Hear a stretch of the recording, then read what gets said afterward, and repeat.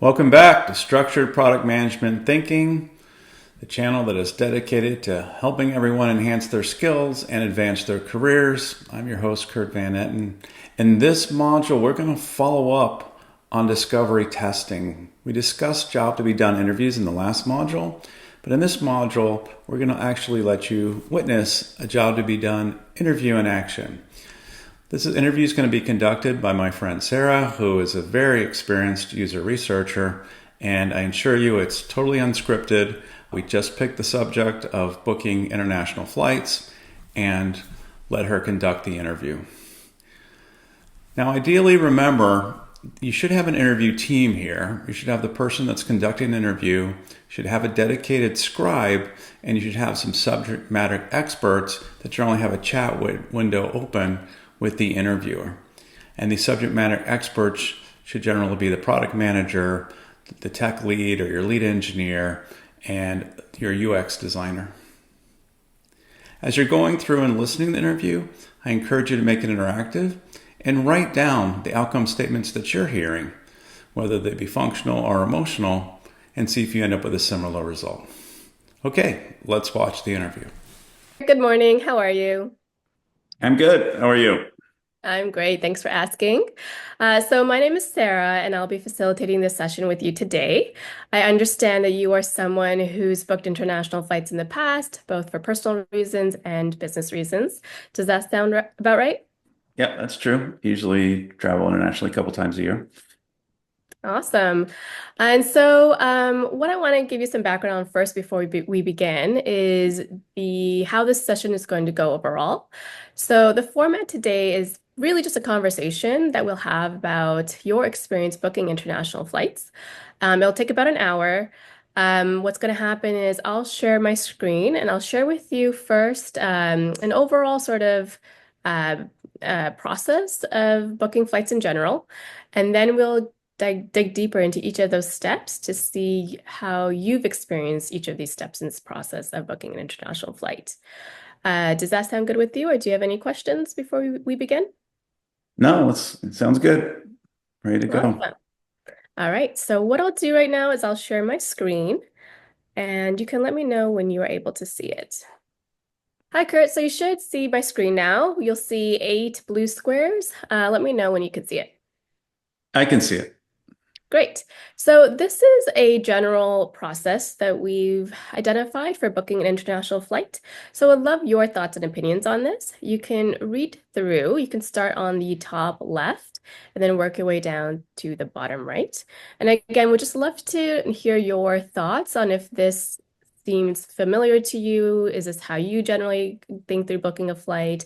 And if not, what would be different? Okay, I'll just read through this. Identify need. Yeah. Decide on a flight. Sure.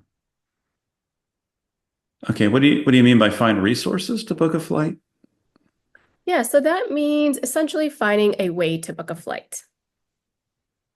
Okay, so like calling my travel agent, using a website, all the different ways you can book a flight. Okay, Yes, exactly. And I'll got it. actually just change that language for consistency. Okay, it's a little more clear. All right. Yeah, the rest of it looks good at a high level.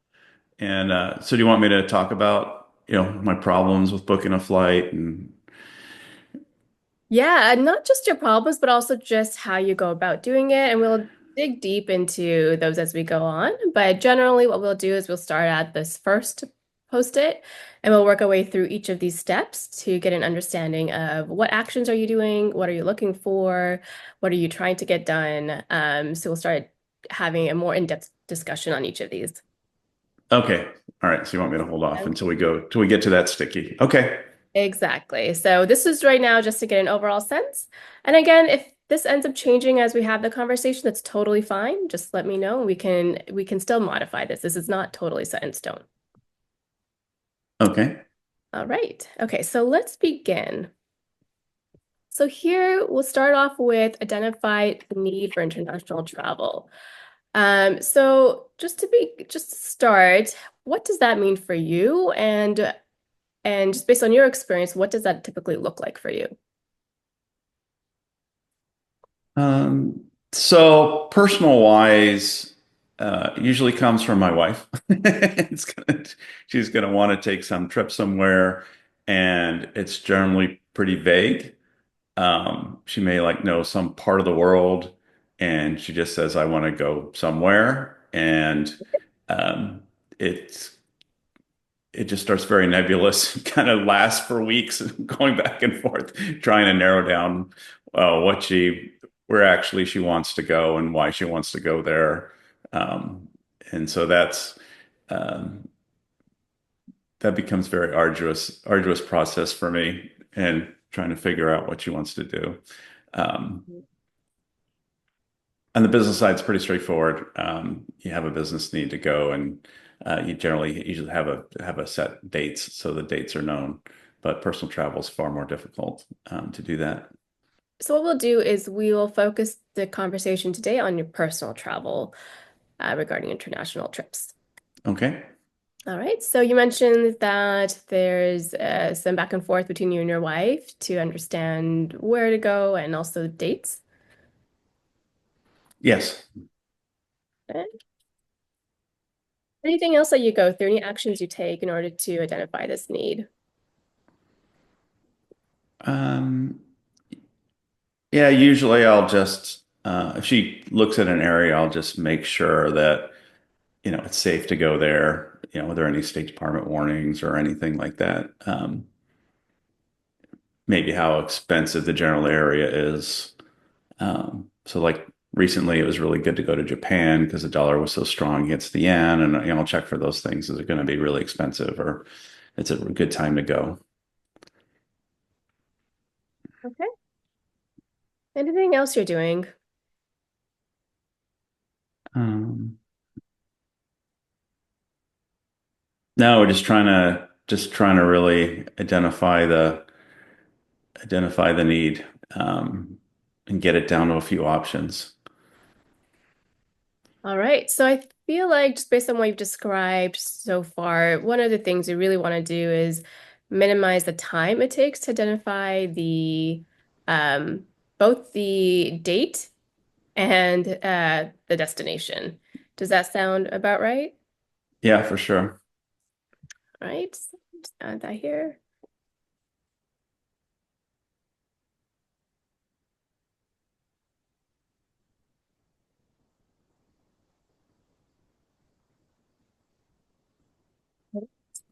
And if anything else comes to mind, just let me know. We can always come back to this. But for Okay. now, we'll move on to finding a way to book the flight. So here, how are some of the ways that you approach this? This is actually pretty difficult because there's so many options. Sometimes, your job lets you use their platform for personal travel. You just have to annotate it. There's travel programs like vacations. You can go directly to the airline, United. It's really, I end up opening like 5 or 6 websites. Um, and I just never really been able to settle on whether to use Expedia or Travel Velocity or all those things, and it's pretty painful if you really want to take the time to try to get the best deal, and it's especially painful when you haven't really narrowed down your options yet. So I really don't have a great go-to place that I go to, and a lot of times my wife will run off and do it on her own and bring back information. I have no idea where it came from, if it came from her travel agent or somewhere else. So yeah, uh, we just don't have I don't have any confidence that this resource is the best, and I'm going to get the good deal here, and that causes a little consternation or Got it. Okay, so it sounds like you really want to, I guess, um, minimize the time it takes to actually find the best flight option. yeah, for sure. Um,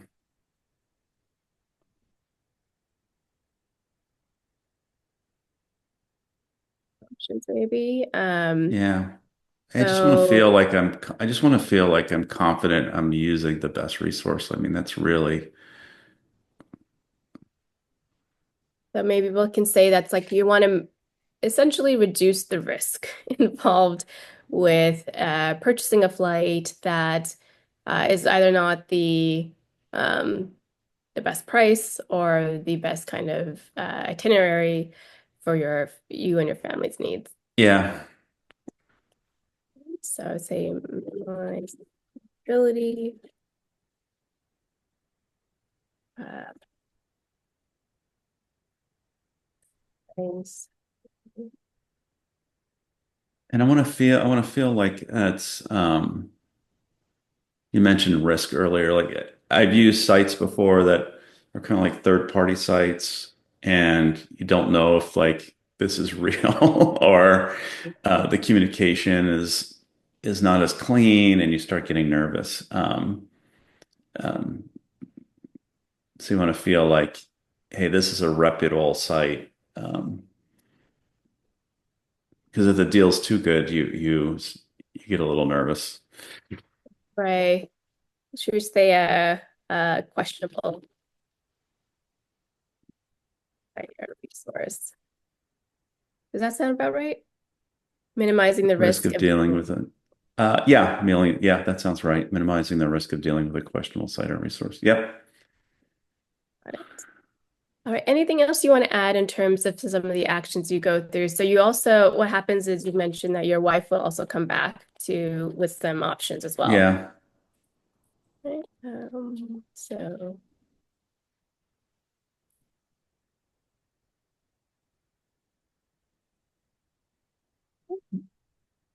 Yeah, and when options here, it's just even like the resource. Like who did you talk to? Like who's this? Who's Sally? Who's friends with Mary? Like um, it's like these third hand.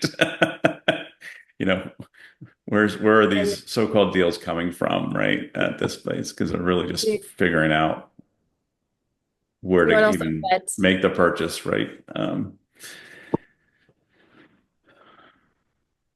sounds like you're also vetting the options and resources found. Yeah.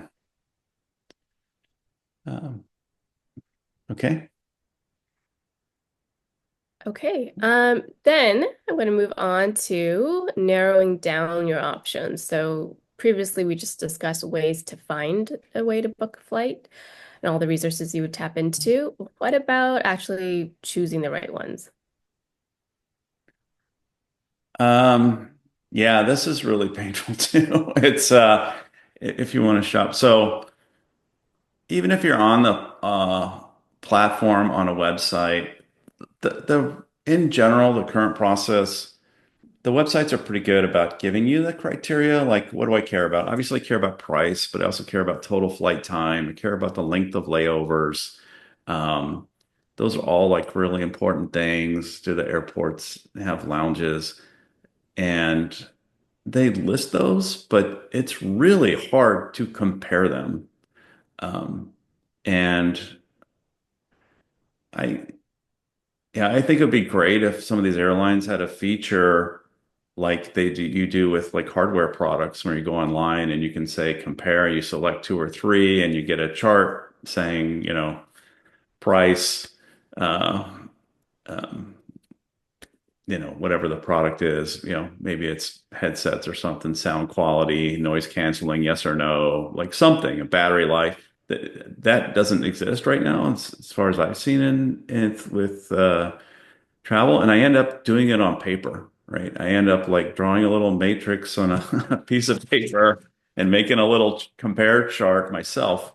Um, and so that's really the most like time consuming and problematic part of the process. Um, Mhm.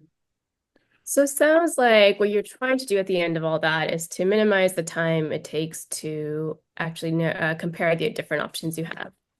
yeah. Yeah. If you could do that quickly, it would just save me so much time. And it would also make it easier to get the agreement that this is the best deal because it'd be a nice, I would just love to quickly say, look, this one's better and here's why. because then going back to the website again, clicking around, trying to show my wife, like, no, Mhm. this flight's a little bit more, but um, it's going to take 5 less hours to get there. It's probably worth $20. So things like that are just really hard to do in the current process. Got it. All right. And so I think I'll also add, you want to narrow down the price. You also want to um, agree, although I think agree could actually be more here. Yeah, deciding on the flight is, so you call it decide on a flight. Yeah, that's the agreement piece. Okay, so we'll move now on to just talk a little bit more around how today you do decide on a flight. You do narrow down that option to choose one. So yeah, I'll narrow down the options. Again, usually I end up printing it. I actually physically print like uh, two or three options out um, to do that, which obviously is in this day and age should not be necessary, but that's what I do. And then I just sit down with my wife and go through all the criteria of, like I laid out earlier, like cost, flight time, visa requirements, um, all those things, um, and make sure that um, she agrees with what we want to do. Usually, when I lay it out, usually when I get to that point, um, and you've done all the homework and you have all the facts. Getting the agreements is usually not that hard. It's it's just being able to kind of lay out your argument in finger quotes, right, of why we should go here, and meets her parameters that we've kind of agreed on. If she said she wanted to go to Scandinavia or she wanted to go to the Mediterranean, you can lay out a couple options and say why these are the best ones.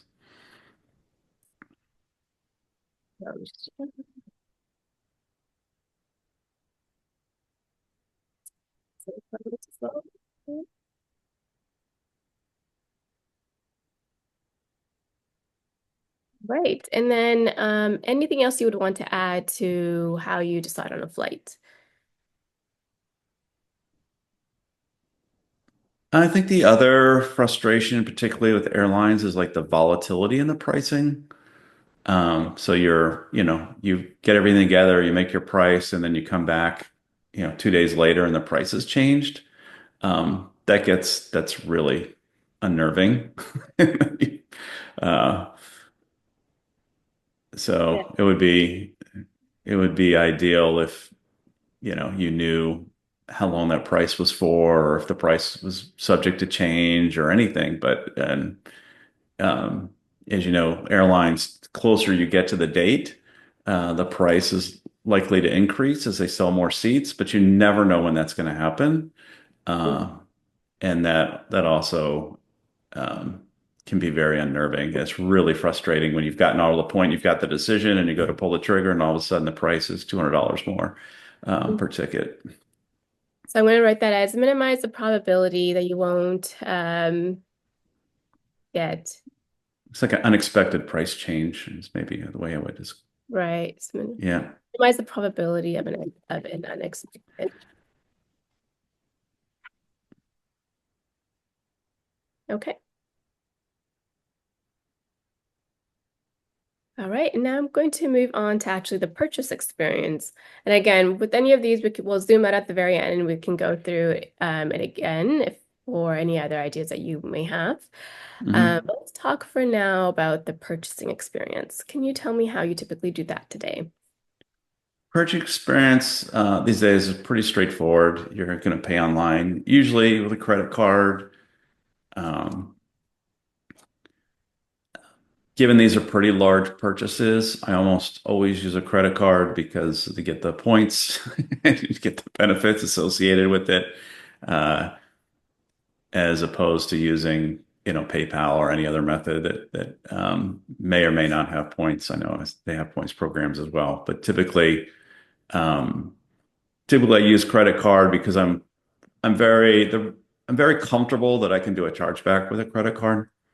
as opposed to other payment methods. So that's almost what I do. And it's pretty straightforward. Again, I just want to be confident that the platform, going back to the earlier things we discussed, it's a reputable platform before I input that data in to the website.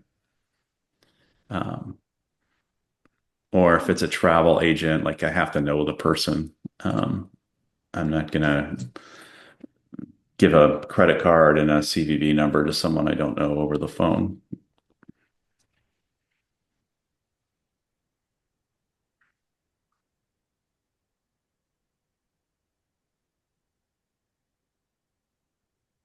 And then, yeah, I want um, the confirmation of purchase is really important as well.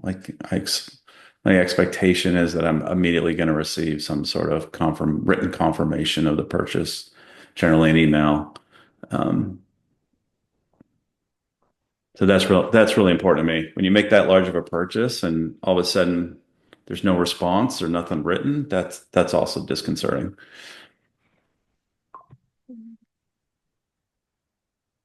So it sounds like you want to again minimize um, the you want to essentially ensure that your purchase is done is safe and is legitimate. So maybe I'll write that out in terms of an outcome you're looking for is minimize the risk that the purchase is um, done through a legitimate channel.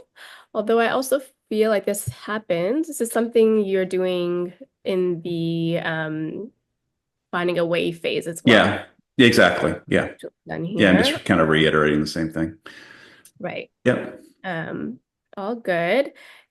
And let's But see. yeah, but trying to kind of using your terminology that you using, like minimizing the time to get that confirmation is important.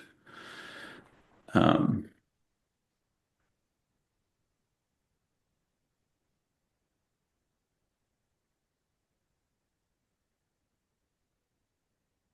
And then is there a way that you typically know which credit card to use? yeah, I typically use one for travel. So usually that's just kind of the way I've set up my finances. I know which card I use for travel because it has the best benefit for the point wise. So that decision making for you is fairly easy then. Yeah, that's easy. Yeah. Credit card to use. Okay. So I'll actually write that. So it seems like this process overall, once you've already done that pre-vetting, is fairly straightforward for you. You have your go-to card or maybe Yep. go-to travel agent. Um, okay. Yep.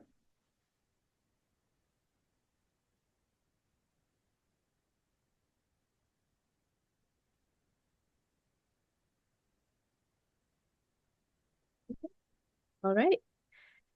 Now we can move on to ensuring that the flight details are accurate. So this is Yeah. when you made the Yeah, purchase. this is extremely important. This goes back to like getting that confirmation right away because I have made mistakes where I put in the wrong date. Like um maybe we're flying for like an international cruise and she'll give me the dates of the cruise and then she'll come back and say, "Well, no, the you that was we're actually boarding the day before, so we need to be there this day." Or I wanted to spend 2 days there before. I was like, now you tell me. I'm like, and I have to go back and edit the date. So, um, yeah, this is super important. Like, I want a confirmation right away. I want the dates, right? Again, I print it out. I show my wife, like, are these the right dates? Um, and time. So, um, having that. Having that available in an email and a website that I can go to. Um, I have had the experience where I bought through like a third party and I've gotten confirmations on certain parts of the trip and not other parts. So last year we flew to Bangkok. I got a confirmation from uh, the flight from LA to Korea and I had no confirmation on the leg from Korea to Bangkok on the same airline, and it was highly disconcerting. Like I want to see that the airline itself has me. Um, and so it's really important that that it's just not this website that I purchased, third-party website says that the flight is there. I want to see that the airline actually has the flight, and I have um, and that was an actual experience. I was nervous up to like the day before the flight, trying to call to confirm that we were not going to end up getting stuck in Seoul, Mhm. because I never had a confirmation for the second leg.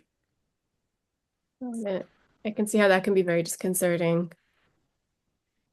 And so how do you typically ensure that the airline has the flight? Is there particular resources that you're going to I'm do going that? to their, yeah, I'm going to the airline's website directly.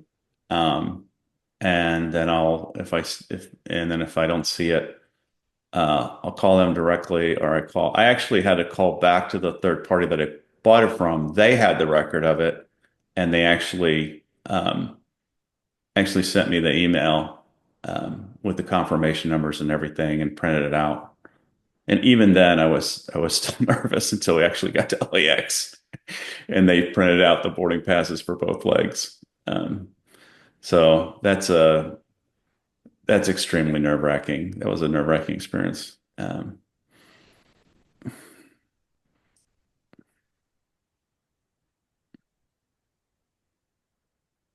And so here it sounds like you're trying to minimize the likelihood or the probability that your flight doesn't exist, actually. Yeah, yeah. You don't have a It's ticket. minimize the miscommunication. I'm not just trying to minimize my anxiety, right? I got a great deal on this flight. Um, and I'm just in the back of my mind, like, was this too good to be true? And I found some verbiage on the third party site that, hey, this is a discounted ticket. You could be bumped or something like that. And then your anxiety is really off the chart. And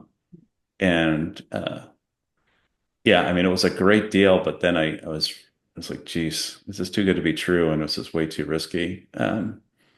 Because we had a cruise on the other end. You can imagine, if you miss your flight, you miss the cruise, you're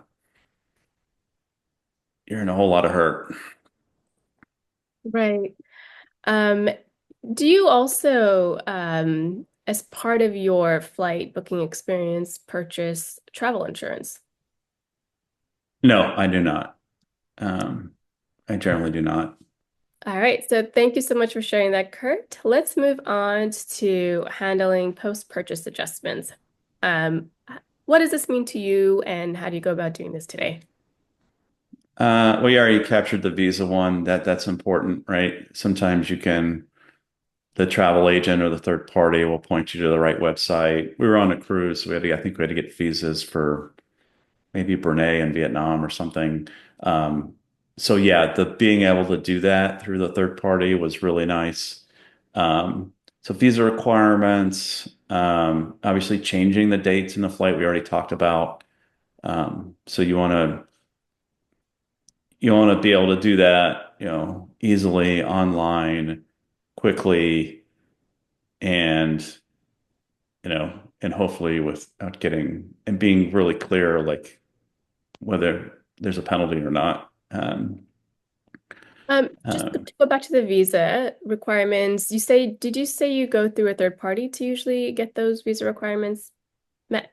yeah, for this part, I think maybe this wasn't done through the airline, but it was a travel agent that did the flight and the cruise, and uh, they made it clear, like, hey, you're visiting all these countries. Here's the ones that have visa requirements, and here's a link to get your tourist visa. Um, and that was, yeah, again, you don't want any surprises when you're going into a country and find out that, you need to have a visa. Mm. That was nice. And you were able to get Philippines was another one. You had to have like a visa that you could put on your phone. So, so yeah, if you're going to travel internationally, knowing the visa requirements up front, how to get them up front, how much do they cost? Um, all those things are really important. I would also say maybe that's also going into your planning process overall as well. Um, Yeah, is that sometime, yeah, on a is some- flight, if it's just a flight for sure. If it was something like a cruise, sometimes sometimes it's kind of handled after, or actually getting the visa is usually handled after, right? It's okay for okay. a cruise? Now you booked it. Now you booked your trip. Yeah, I would say, yeah, okay, I need to know ahead of time whether I need visa or not. To say I'm traveling to like China. Okay, now I know I need to have a visa. We know that's part of the deal, but I'm not going to buy it until after I book the flight, right? So, So you're just to kind of my mind, it's understanding. kind of a, yeah, it's my mind kind of a post-purchase thing. Got it. And then here, so you're doing it after the flight is booked. Okay. Right. So I'm gonna actually meet visa requirements. Um, yeah, changing seats, all that stuff. And how do you typically do that today? Typically, yeah, you go to the website. That's usually when I find out, like, the airline didn't have my ticket because I went to go change my seats and there's no record.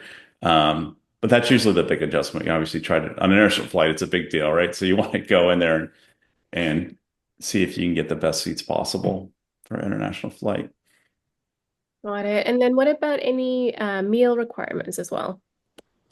We're flexible on the meal requirements. That's usually not as important. But I know to other, obviously, if you're vegetarian or vegan or have other dietary restrictions, it's super important for other people, but not particularly for me.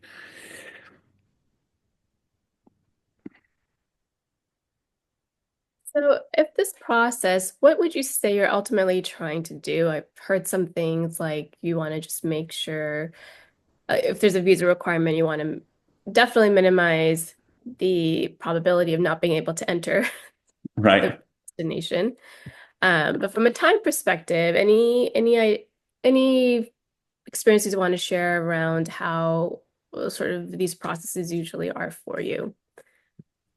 Has it been smooth sailing in the past? Has it kind of had there been some surprises or challenges Um, with regards to yeah, just a lot of times you don't know whether you can change a seat, especially again if you go through some of these discount things, you may find out like you can't change your seat or you can only change your seat once you go to check in. Where if I'm flying, domestic United Airlines, as soon as I buy my ticket, I go in and the website and change my seat right away. Um, so, um, so yeah, you just want to. Um, obviously, you want to minimize the time to do all these things, but you also want to, um, minimize the chance like you're going to get surprised that you can or can't do something, right? The restrictions, you get this when you buy these discount tickets, right? There's this whole pages of restrictions that you kind of try to read through, and they're legalese, and you really don't know what they mean. And so it's that can cause some consternation and as well. and so when you said minimize that you can't do the chance that you can't do something, what are some of those things that you're referring to? Is it around um, Change a seat is usually the biggest one. Um,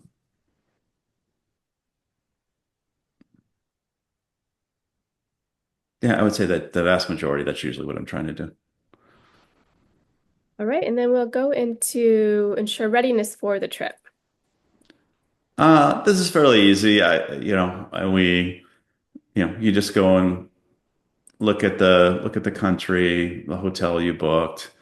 Usually I check if there's an Uber in that country or an equivalent. Do I need to download particular apps for that country? Um, we went to Taiwan. It was great. There was just a huge line of people for taxis, and I just broke out the Uber and probably saved us at least an hour and a half of waiting in line.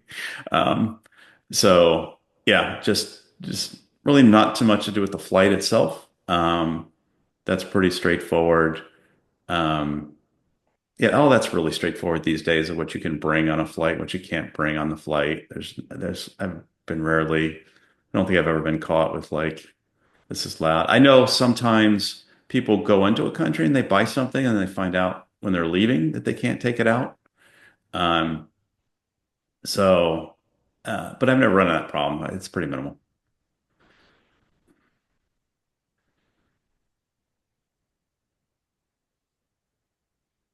Okay, so actually, right, within this river experience.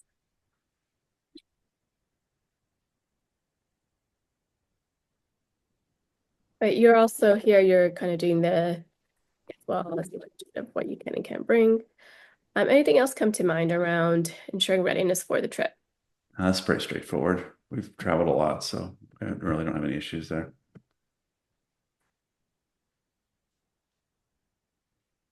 I'm gonna just zoom out. Actually, we'll go into here, ensure readiness for the trip. Anything that comes out for you as particularly time consuming in that process, or um, maybe that just has some unknowns that you would wish weren't there? Yeah, I just think the biggest thing is the information overload, right? When it comes to what site should I go to, and then comparing the options. Those are the biggest pain points for me. Um, Mm.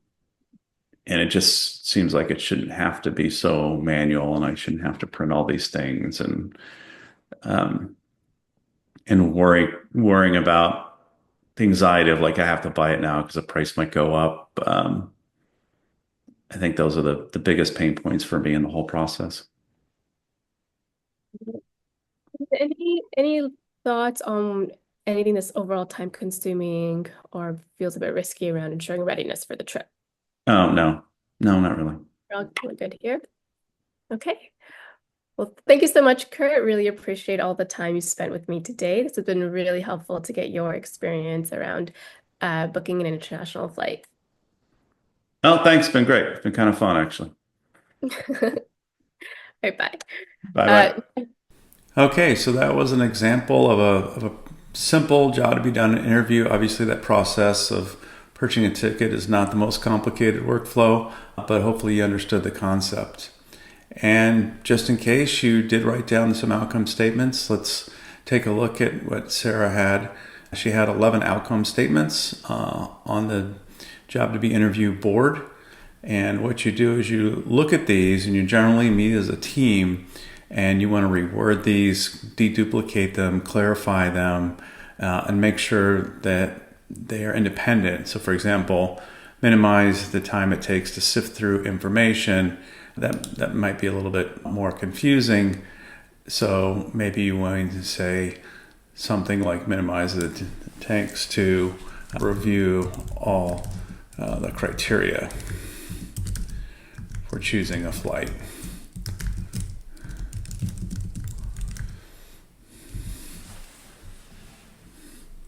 You also want to again check for emotional jobs as well. I felt like the feeling at the end of the process that you got the best deal is really important. So we could add some emotional jobs as well. And so now you can see a couple things happen in the course of the interview. One is Sarah did a good job of guiding me, making you went through step by step. The user will do exactly what I do, is throw out solutions, ideas. That's totally fine. Just do what she did. She made note of those and wrote them down in the bottom.